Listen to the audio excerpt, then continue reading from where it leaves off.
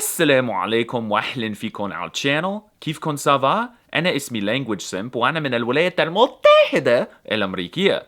اليوم بدنا نحكي عن اللغة العربية otherwise known as oil language, Falafalese, Pyramidanian, Ha Ein Qa language, or Omanian. This is the return of Language Review, a series where I go through the languages of the world and review them, sort of like a film critic or a video game reviewer, but for languages, specifically from the perspective of a language learner. I'll discuss who speaks them, their grammar, their difficulty, and tons of other stuff before finally giving them an official Language Simp certified rating on the Simp scale. If you enjoy this video, let me know which language I should review next in the comments, and without further ado, Yalla bina. Arabic? Isn't that the language that they speak in Call of Duty? Seriously? Call of Duty? Astaghfirullah!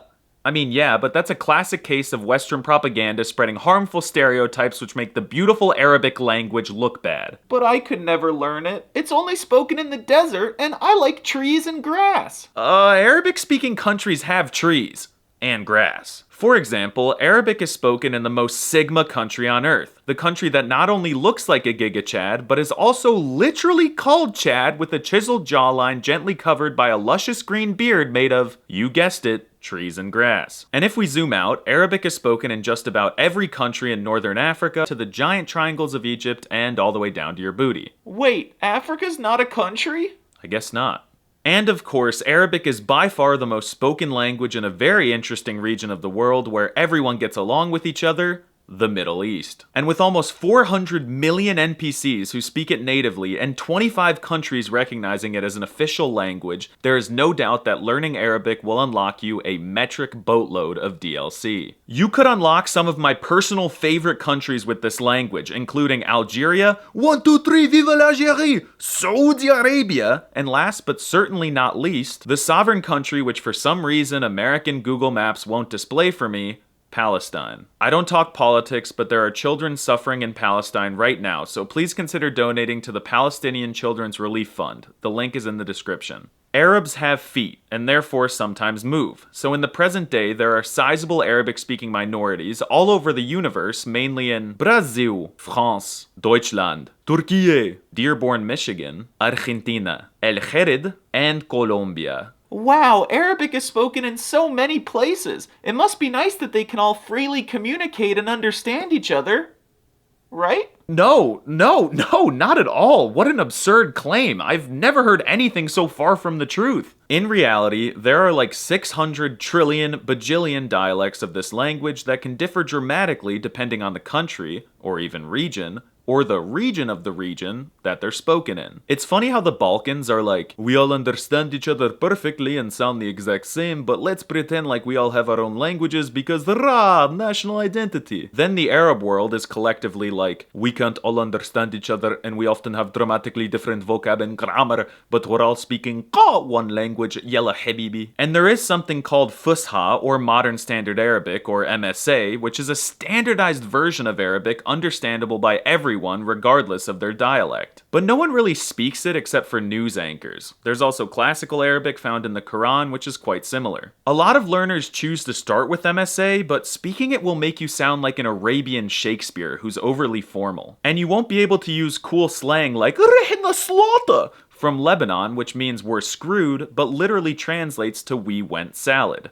Inshallah, none of you watching will ever go salad. There are so many cool dialects and a million different ways to categorize them that there's literally no good way to discuss them all. I mean, just take a look at these complex and overlapping maps. The true best way to learn about a dialect is to travel to where it's spoken. So before I discuss the dialects, in the likely chance that you're planning on traveling at any point in your life, allow me to introduce you to Saily, who I'd like to thank for sponsoring today's video. Saily is a new eSIM service app that offers you several affordable eSIM plans in over 150 countries, allowing you to easily get connection abroad or even in your home country. And right now you can get it for free if you go to saily.com/languagesimp, choose the 1 GB data plan, and then enter coupon code LanguageSimp. I'm sure many of you know just how annoying it is to look for a SIM card when you're traveling. Most of the stores offering them are sketchy, and that's if you can even find one at all. I personally have been going through my carrier for data when I travel, and I'm always on the phone with them for at least an hour, and last time they even even forgot to give me data when I was in Baguette Land. But from now on, I'll be using Saily, because it barely took any time for me to set up, and it's much more convenient than having to buy a physical SIM card. Now you can finally say goodbye to the hours wasted running around desperately looking for public Wi-Fi. Saily is compatible for both iOS and Android devices, and if your device happens to not be compatible, they'll give you a full refund. Go to saily.com/languagesimp, choose the 1 GB Saily data plan, and enter code LanguageSimp to get it now for free.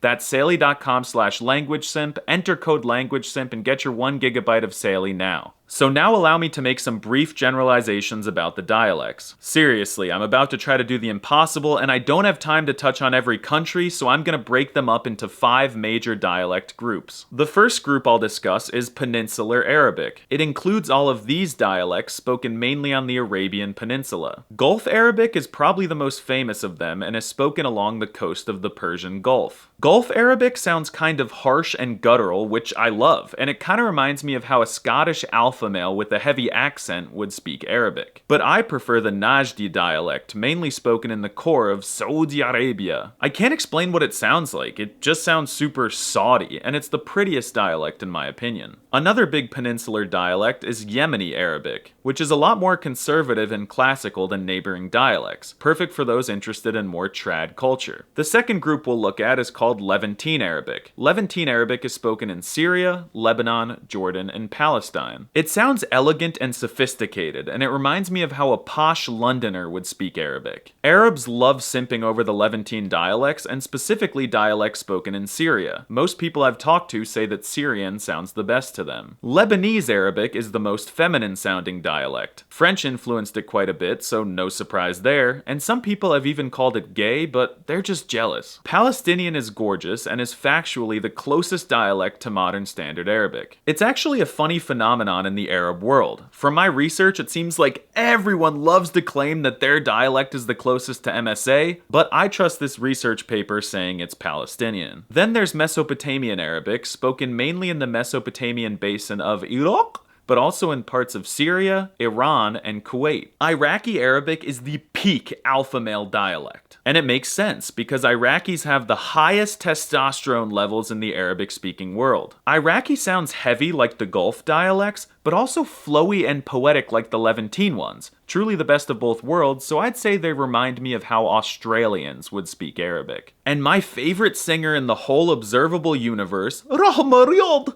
comes from Iraq. I swear Arabic music is way better than the music of any other language. Then there's Egyptian, spoken in Egypt and kinda Sudan. Egyptian is probably the dialect most widely understood across the Arab world due to the popularity of Egyptian anime, movies, and TV shows. Other Arabic speakers say that Egyptian sounds kind of funny, but also romantic. Egyptians sound friendly and kind of loud, so I'd say they're the honorary Americans of the Arab world. And finally, there's Maghrebi Arabic, spoken in Libya, Tunisia, Algeria, and Morocco. Maghrebi Arabic dialects are by far the hardest dialects for other Arabic speakers to understand, especially Moroccan Darija. They've got some dramatic vowel shifts and unusual consonant clusters, plus a lot of Berber vocab, which is not found in any other dialects. Unfortunately, this region was heavily colonized by the country of Europe, so Libyans speak Italian Arabic, and then Tunisians, Algerians, and Moroccans speak French Arabic. However, despite the French influence, these guys still manage to sound gigachad and masculine. Tunisians a bit more comprehensible to outsiders, Algerians sound like they're singing, and Moroccans sound completely different from anyone and no one understands them, not even themselves. Moroccans remind me of how a Jamaican speaking Wu Chinese backwards would sound to an American. Cool, but incomprehensible. The best part is that you can pick any of these dialects to learn, and it will greatly impact your journey learning the language. It's like picking a starter Pokemon. Pick Squirtle. Now it's time to talk about the Arabic writing system. The Arabic alphabet, or Abjad if you want to be pretentious, consists of 28 beautiful and unique gigachad letters that look nothing like the soy boy beta male American letters of the West. They've got boats and snakes, a chicken, a stick, a roller coaster, a pregnant soap dispenser, and even a hook with a little worm in it. The letters themselves aren't too difficult to learn, but when put together, Arabic writing just looks like a bunch of squiggly lines. Because first of all, Arabic is written backwards, meaning right to left, which gives the same energy as how the British drive on the left side of the road. It kind of feels wrong at first, but you get used to it. The letters connect to one another like conjoined twins, and each letter evolves like a Pokemon depending on where it is in a word. For most letters, you have 4 forms. There's also 8 diacritic marks that can dramatically change the way that everything's pronounced. The diacritic marks go above or below a letter and can denote all sorts of things from short vowel sounds to doubled letters which make you sound like you're lagging. And there are so many of them everywhere, which makes Arabic writing phonetic and therefore very easy to read. Said no one ever. 99% of the time, probably just to troll me, they don't even write the diacritics. They're just not there! So yeah, this shit's impossible. Native speakers are hackers with built-in aimbot and wall hacks, so they don't need the diacritics. They just know where they are because they got an OP spawn point. Some Arabic will display the diacritics, especially the Quran, so that non-fluent Arabic-speaking Muslims can read and recite it. But with all that being said, Arabic writing is freaking gorgeous. I mean, it's seriously like a work of art. So it's no wonder that they use it for literal works of art. There's also a mutated version of the alphabet written in the American letters with added numbers for the sounds that don't exist in other languages, like the Ein, for example, being a 3. Speaking of the Ein, I have never loved a letter and its corresponding sound as much as I love the Ein in Arabic. If a tree falls in the woods and no one is around to hear it, it probably makes the Ein sound. You see, Arabic is so soft and feminine with a lot of flowing sounds, including the wa, the z, the smooth rolled rrr, the elegant French r, as well as the he, he, he. No matter how hard I try, I cannot make that noise. But Arabic also sounds super strong and harsh with deep masculine sounds like ha, which makes me feel like I'm a drowning camel. The deep and passionate dal, dal, and saw, which increase my T levels to near Iraqi levels. The call, which makes me feel like I'm a chicken. And the that one's just a glottal stop, so I don't know how to pronounce it in isolation. It's this fusion of femininity and masculinity that create the perfect, beautiful combination flow that's just, oh, it's so beautiful. And I could listen to Arabic 24/7 without ever getting tired of it. Arabic is by far, and I've maintained this same opinion for years, the most beautiful language on the planet. And regardless of your religious beliefs, I think we can all admit that Quranic recitations are gorgeous. Also, the call to prayer is beautiful and mesmerizing. Islam is really interesting, and I have a lot of respect for the religion. Not all Arabic speakers are Muslims, but all Muslims I've met through this language have been very kind. It's super fascinating to me how the beautiful Arabic language is so tightly connected to the religion. It's especially fascinating how Arabic is the only language I know that people will switch to say certain words like wallah, inshallah, masha'Allah, and bismillah. Like, these are seriously some of the most common words in French and German, even among non-Arabic speakers, and I think that's a good thing. But as beautiful as Arabic sounds, speaking it yourself as a foreigner would be about as difficult as it would be for an American to point to Egypt on a map. It's not even easy for me, and if I don't concentrate on my pronunciation, I'll sound like Beheb Asraf al credit card, a la Yibarik Amrika. The only negative thing I can say about the Arabic writing system and phonetics is that there's no letter P. There's no P sound, so they say Bepsi instead of Pepsi, and Palestine is Philistine or Palestine. So when I speak Arabic, I find myself missing the P. Where's the P? Oh, I found it. Iran stole it. But that's okay. Arabic stole some vocab from Persian, so they're even. Speaking of vocabulary, if you count all the dialects, including Fusha, Arabic has over 12 million words. For reference, that's over 4 times more words than there are people in Lithuania. If you compare that to American supposedly having 600,000 and Baguette language having 150,000, you can see that is a lot of words. And a huge reason for this is because many simple things and ideas can be represented by dramatically different words depending on the dialect. Wallah, this is a chicken. And I asked my Instagram followers what the word for this animal is in their dialect. People from the same countries couldn't even agree, but in general, in Modern Standard Arabic, or MSA, we call it dajaj. In Syria, we call it jaj. In Tunisia, we call it Djej.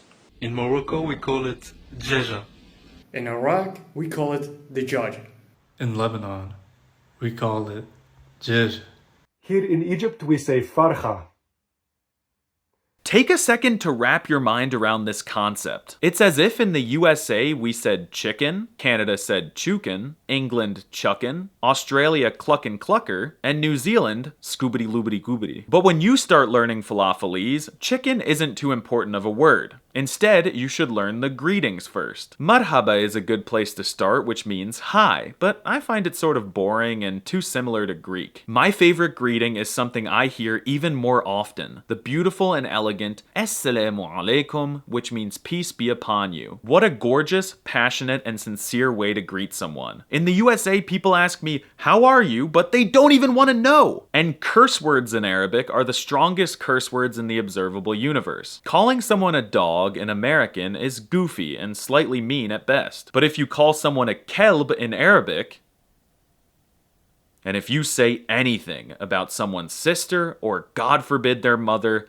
astaghfirullah, you basically just committed murder. Now let's talk about grammar. The subject pronouns are pretty straightforward, and the most interesting part is that they have a masculine and feminine version of the singular you. Inta for a man and inti for a woman, which is a system I rarely see in a language. It kinda sucks because as if Arabic wasn't difficult enough, now I have to determine someone's gender before I open my mouth to them. Thankfully, they have a really awesome system of verbs, where verbs are made up of 3 to 4 consonant roots which can be modified by adding vowels, prefixes, or suffixes to conjugate them. For example, the root KTB stands for the concept of writing. So all conjugations like I write, he wrote, and write are just modifications of the root. Even nouns can be formed from roots, like in this case the words book, writer, and library. But there are exceptions to this rule, and the way that Arab linguists describe them is so funny to me. Basically, if a verb root has one of these 3 letters, they may not carry on into the conjugated verb. But instead of calling them irregular letters, I've seen them called weak, sick, and even defective letters. Arab grammar terms are so badass. Like, this is the definite article in Arabic, el, which means the. Depending on which letter a noun starts with, sometimes the letter L will be silent, and you'll double the consonant sound after it. So there's a group of letters which, when found at the start of a word, make it so you don't pronounce the L. And a group of letters which, when found at the start of a word, make it so you do have to pronounce the L. Take a wild guess at what they call these 2 groups of letters.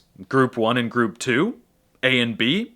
L and no L letters? No, they call them sun and moon letters, or solar and lunar letters. It's so dramatic, but it's lore friendly and it fits the theme. When I forget the lunar letters, I just stare at the moon and there they are. Just don't do the same with the sun. It's fun to uncover these sick concepts, but just don't forget that Arabic grammar also has 3 tenses, 2 voices, 2 genders, 3 persons, 5 thingamajiggers, 6 moods, and 19 derivative concepts, whatever that means. But don't get overwhelmed. Keep your eye on the prize. One day, inshallah, you and I will visit Riyadh and order a big bake from El Bake in flawless Arabic Bismillah, and then we'll watch the goat while we scream Ain and Ka from the stands. Now it's time to talk about shock factor. How will native Arabic speakers react to you, a foreigner, speaking their language? Well, if you walk up to an Arabic native and you speak even the tiniest sliver, like a milliliter of Arabic, they will start glitching out of reality. They'll start levitating, and a black hole will spawn between them and the ground, sucking up anything within a 200-mile radius. Then, within the black hole, a chemical reaction will commence in their body, causing them to involuntarily do backflips until all available glucose is used up in the body. Okay,